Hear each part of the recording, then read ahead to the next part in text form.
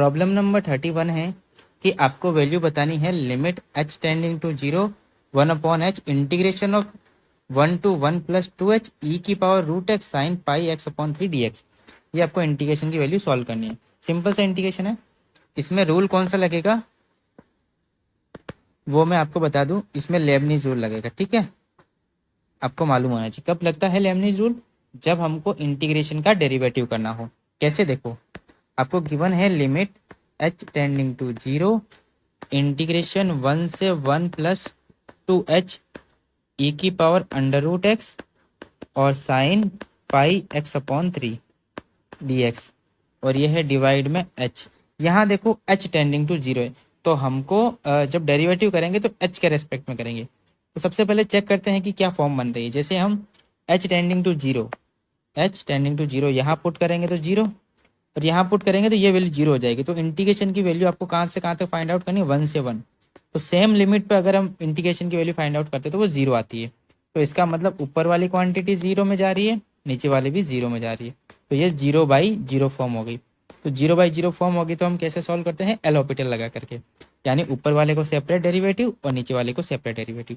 H का derivative तो 1 हो जाएगा with respect to h. H के क्यों रेस्पेक्ट में, क्योंकि यहाँ एच टेंडिंग टू 0 है, ठीक है ना।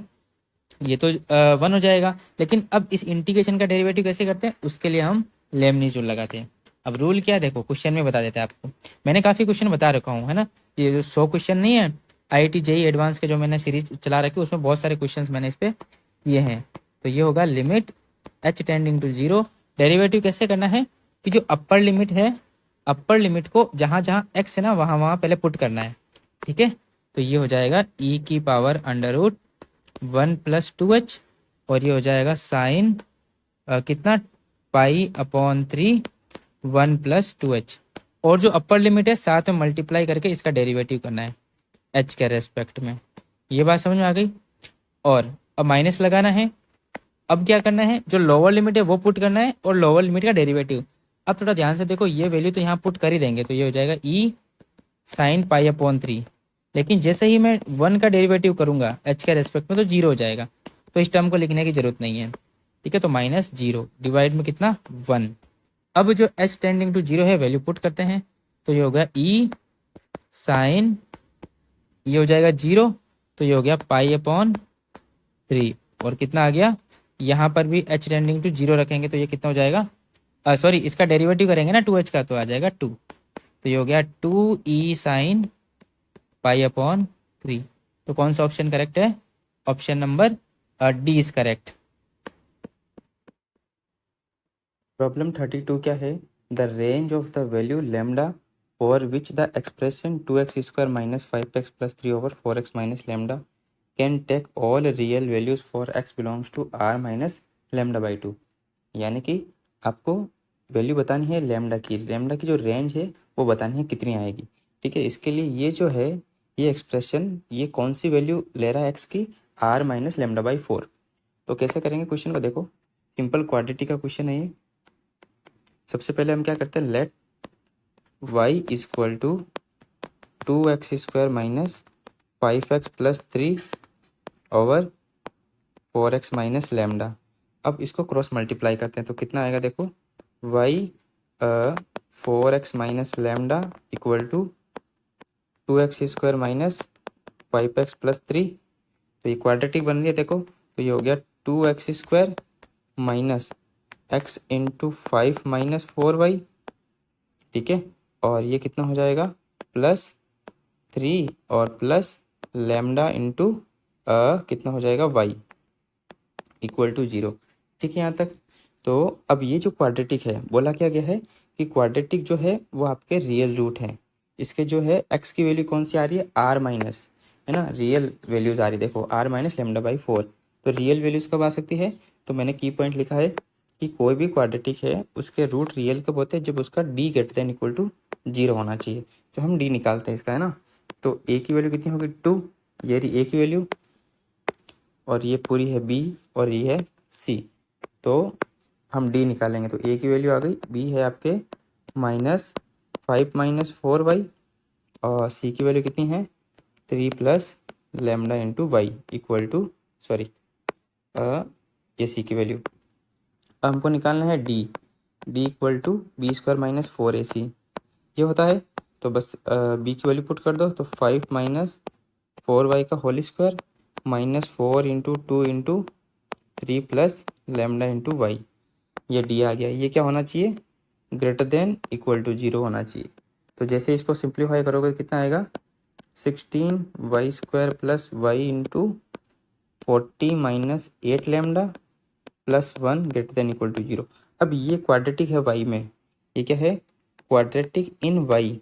तो क्वाड्रेटिक इन वाई है तो क्वाड्रेटिक क्या है, ग्रेटर देन इक्वल टू 0 है। तो की पॉइंट नंबर 2 देखो, कोई भी क्वाड्रेटिक है वो ग्रेटर देन इक्वल टू 0 कब होती है, जब ए की वैल्यू लेस देन 0 हो और आर डी आपके क्या हो, लेस देन 0 हो। सॉरी, यहाँ एक छोटा सा पॉइंट है वो मिस किया है, ए ग्रेटर देन 0 आना चाहिए। यहाँ पर आना चाहिए a greater than 0 and d less than 0, ठीक है। तो यहाँ पर ए क्या है, ए ऑलरेडी 16 है जो कि है ग्रेटर देन 0, और हमको करना है डी लेस देन 0, यानी कि b square minus 4ac less than 0। तो वैल्यू पुट करो, कितना आएगा, 40 माइनस 8 लेमडा का whole square minus 4 into a की वैल्यू कितनी है 16 और सी की वैल्यू कितनी है 1 लेस देन 0। इसको सिंप्लीफाई करोगे तो आपके पास वैल्यू कितनी आएगी, ये हो गया देखो 40 माइनस 8 लेमडा का होल स्क्वायर इस लेस देन 64। और अब हम यहाँ से इसको सॉल्व करेंगे तो m की वैल्यू आप देखोगे तो m की वैल्यू आएगी m बिलोंग्स टू 4 to 6। ये आपको सिंप्लीफाई करना है, यहाँ से यहाँ तक सिंपल है। आप इसको ए स्क्वायर प्लस बी स्क्वायर कुछ भी फॉर्मूला या a माइनस बी का होल स्क्वायर करके सॉल्व कर सकते हो। यानी कि ऐसे देखो, या तो आप लगाओ a माइनस बी का होल स्क्वायर, इसको सॉल्व करो, ठीक है, या आप ये ए स्क्वायर हो गया 64 को लिख सकते हो आप 8 का स्क्वायर, वैसे आप सॉल्व कर सकते हो, आपके ऊपर है ना। तो जब सॉल्व करोगे तो m की वैल्यू कहाँ से कहाँ तक आएगी, 4 to 6। तो कौन सा ऑप्शन करेक्ट होगा इसमें, option number A is correct. Problem number 33 क्या है कि suppose that a continuous function F x satisfy the relation integration of x to x plus 1 ft dt equal to e की power x for every x greater than equal to 0, then the value of f2 minus f0 कितना आएगा। तो सबसे पहले क्या करेंगे, की point देख लेते हैं कि इसमें आपको करना क्या है। देखो ये इंटीग्रेशन देखो क्या है, यहाँ पर फंक्शन है एफ टी का और टी के रेस्पेक्ट में आपको इंटीग्रेशन करना है, लेकिन जो लिमिट है वो एक वेरिएबल है एक्स के फॉर्म में। तो जब ऐसे इंटीग्रेशन का डेरिवेटिव करते हैं तो हम न्यूटन लेमनिज फार्मूला लगाते हैं, जो कि ये वाला है ना, जानते हो इसको। तो फॉर्मूला क्या कहता है कि जब इंटीग्रेशन का डेरिवेटिव करना हो, जब आपके लिमिट है ना वो आपके वेरिएबल में होनी चाहिए, एक्स में होनी चाहिए, और फंक्शन जो है वो किसी और वेरिएबल में होना चाहिए। तो उसका अगर आप डेरिवेटिव करते हो तो कैसा आता है कि आपको कैसे करना होता है, ये जो अपर लिमिट है उसको इस टी की जगह रखना है और अपर लिमिट का डेरिवेटिव करना है। तो क्या करना है कि जो एच एक्स है उसको टी की जगह रखना है, जैसे कि यहाँ रखा, और उसका डेरिवेटिव करना है। फिर माइनस जो लोअर लिमिट है उसको रखना है और उसका डेरिवेटिव करना है। इस तरीके से जो ये इंटीग्रेशन है इसका डेरिवेटिव करते हैं, ठीक है। तो ये अप्लाई करते हैं हम, तो कितना आएगा देखो, सबसे पहले क्वेश्चन लिख देता हूँ, एक्स से लेकर के x plus 1 f t d t equal to e की पावर एक्स। तो हम क्या करेंगे, बहुत साइड डिफ्रेंशिएट करेंगे विथ रेस्पेक्ट टू एक्स। तो हमारे पास वैल्यू कितनी आएगी, d upon d x integration x से x plus 1 f t d t equal to d upon d x e की पावर एक्स। अब इसका डेरिवेटिव कैसे करेंगे, अभी मैंने बताया था कि अपर लिमिट पहले पुट करना है। तो एफ एक्स प्लस 1 और एक्स प्लस 1 का डेरिवेटिव 1 हो जाएगा, ठीक है। फिर माइनस ये हो जाएगा एफ एक्स और एक्स का डेरिवेटिव 1। अब ई की पावर एक्स का डेरिवेटिव ई की पावर एक्स, ये हमारे पास रिलेशन आया। अब हमको वैल्यू निकालनी है f2 माइनस f0, इसकी आपको वैल्यू निकालनी है। तो कैसे निकालोगे आप, सबसे पहले जो रिलेशन है इसको नाम दे देता हूँ मैं स्टार। इसमें आप x इक्वल टू 0 पुट करो, तो जैसे ही 0 पुट करोगे तो f1 माइनस f0 आ जाएगा इक्वल टू ई की पावर 0 1। और अब इसमें x इक्वल टू 1 पुट करो, तो जैसे ही 1 पुट करोगे तो आएगा f2 minus f1 equal to कितना आ जाएगा, ई आ जाएगा, ठीक है। अब देखो आपको f0 माइनस चाहिए तो इन दोनों को क्या करो, ऐड कर दो। कौन कौन सी इक्वेशन को, इन दोनों को ऐड करेंगे ना तो ये कैंसिल आउट हो जाएगा, ठीक है। तो जैसे ही ऐड किया f2 माइनस f0, तो हमारे पास वैल्यू कितनी आ गई e+1। ये आपका आंसर है। तो कौन सा ऑप्शन होगा इसमें? Option number C is correct. Problem number 34 क्या है कि if the value of the limit is equal to l then आपको greatest integer function of l बताना है कितना आएगा। ठीक है, तो क्वेश्चन को कैसे करेंगे? तो की पॉइंट देख लेते हैं पहले कि limit n tending to infinity summation के running from 0 to n c k x upon n की पावर के कितना होता है? ई की पावर एक्स होता है। देखो ई की पावर एक्स के दो एक्सपेंशन होते हैं, एक तो होता है कि सिंपल 1+x² वो वाला एक्सपेंशन, और एक ई की पावर एक्स को हम इस फॉर्म में लिख सकते हैं लिमिट के फॉर्म में। ये भी आपको ध्यान में होना चाहिए। एक छोटी सी चीज़ है कि ये जो है ना, लिमिट को हटाओ पहले, यहाँ से यहाँ तक ये होता है 1+x अपॉन एन की पावर n, है ना। ये आपका फंक्शन होता है इस तरह से। बाइनोमियल को जब हम इसको कन्वर्ट करेंगे तो ये आएगा, आपने पढ़ा होगा अच्छे से, है ना। तो सिंपल से आप कर भी सकते हो कि 1+x की पावर n का एक्सपेंशन लगाओ, जैसे आप कन्वर्ट करोगे समेशन के फॉर्म में तो ये निकल के आ जाएगा। ठीक है, तो क्वेश्चन में क्या है कि limit n tending to infinity summation of k running from 0 to n c k upon n की पावर k+3। अब यहाँ पर जो मेन पॉइंट है ना, ये k+3 को आप क्या लिख सकते हो? देखो ध्यान से कि इंटीग्रेशन 0 टू 1 अगर मैं x+2 dx करता हूँ तो कितना आएगा? यह आएगा x की power k+3 upon k+3 0 to 1। तो जैसे ही 1 रखेंगे तो 1/k+3 और -0 रखेंगे तो 0, तो 1/k+3, यानी कि k+3 को हम क्या लिख सकते हैं? 1/k+3 को इंटीग्रेशन 0 टू 1 x की पावर k+2 dx। ये थोड़ा इसमें है ना एक नया कॉन्सेप्ट जो है वो यूज़ किया इसने। तो limit n tending to infinity summation k running from 0 to n c k upon n की पावर k, और इसको मैं ले सकता हूँ इंटीग्रेशन 0 से लेकर के 1, कितना हो जाएगा? ये हो जाएगा x की पावर k+2 dx। ठीक है, अब जो इंटीग्रेशन है वो बाहर आ जाएगा 0 टू 1, या ऐसे बोल सकते हो लिमिट अंदर चली जाएगी, तो हो जाएगा limit n tending to infinity summation of k running from 0 to n c k upon n की पावर k, और ये हो जाएगा x की पावर k+2 dx। ठीक है, तो हो गया integration 0 to 1 limit n tending to infinity summation k equal to 0 to n। अब देखो x की पावर k को ले सकता हूँ मैं x की power k dot x square, और जो ये x की पावर k है ये और n की पावर k को साथ में लेंगे तो n सी के x अपॉन n की पावर k, हमको ये फॉर्म बनाने है ना ये वाली, इसीलिए, और मल्टीप्लाई में एक्स स्क्वायर। तो इसको हम इस पूरे की वैल्यू कितनी होती है? इस पूरे की वैल्यू होती है ई की power x into x square. Simple integration है, जैसे ही आप इसको सॉल्व करोगे तो आंसर कितना आएगा? e-2। मैं इसको सॉल्व नहीं करा, सिंपल इंटीग्रेशन है, यहाँ से आपको यहाँ तक चेक करना है एक बार, है ना, सिंपल सा आइलेट रूल लगा करके। तो e-2 आ गया, मतलब l की वैल्यू आ गई e-2, और e की वैल्यू कितनी होती है? 2.71 -2, तो l की वैल्यू आ गई 0.71। तो अगर हम इसका ग्रेटेस्ट इंटीजर फंक्शन लेंगे l का तो कितना आएगा? 0। कौन सा ऑप्शन करेक्ट हो जाएगा? Option number A is correct. Problem number 35 क्या है?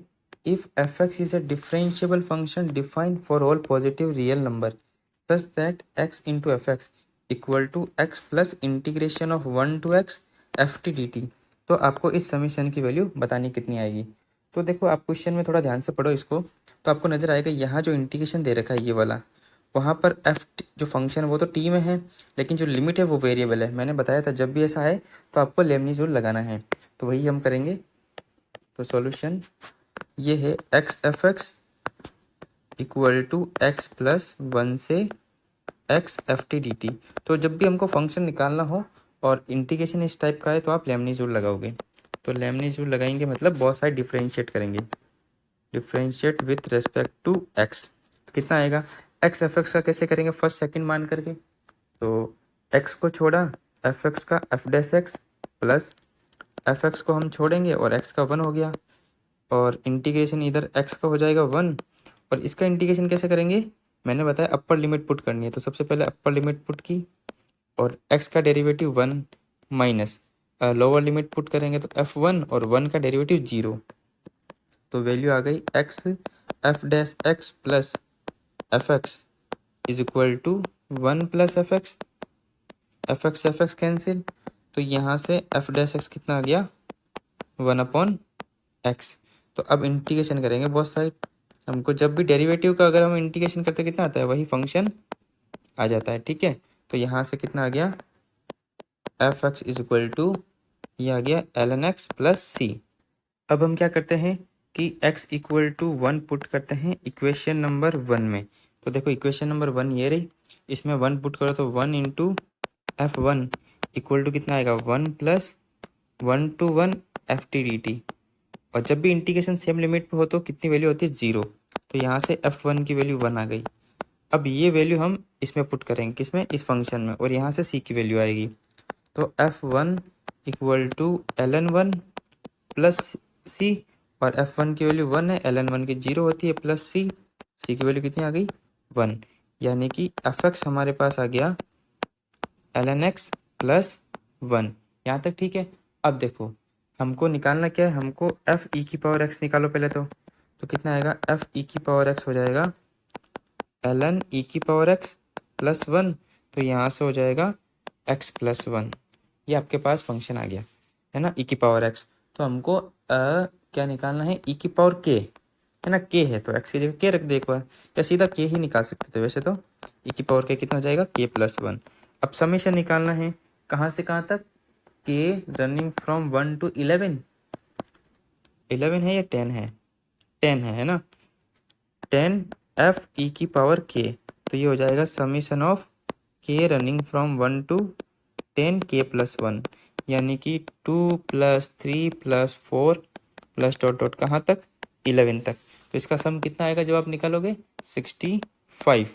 तो कौन सा ऑप्शन करेक्ट हो जाएगा, option number C is correct.